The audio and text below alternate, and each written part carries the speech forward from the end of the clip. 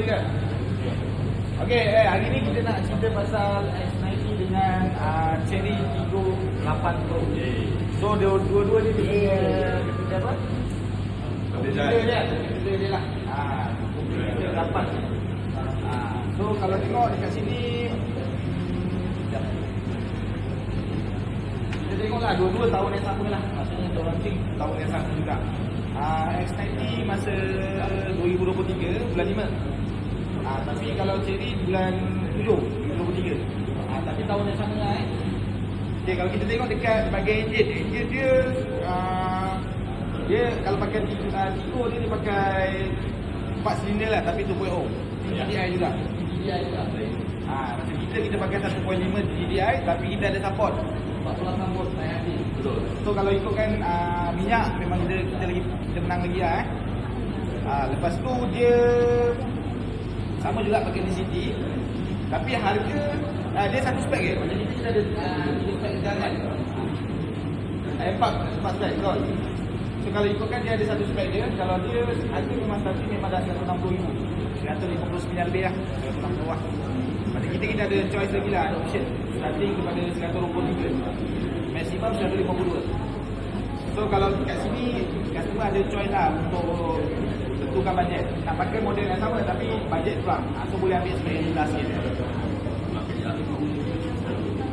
Lepas tu dari segi warranty, kita 5 years warranty ada kita mileage.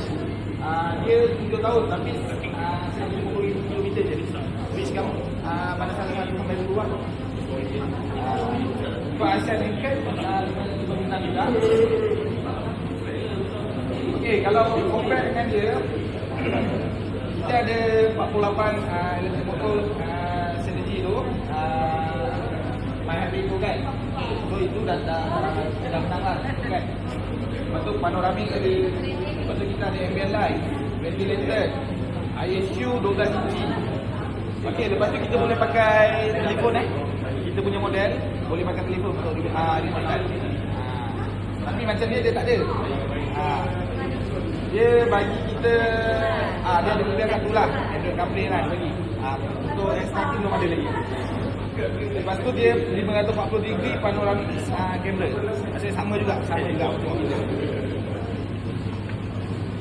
Okay, kalau kita compare dari segi size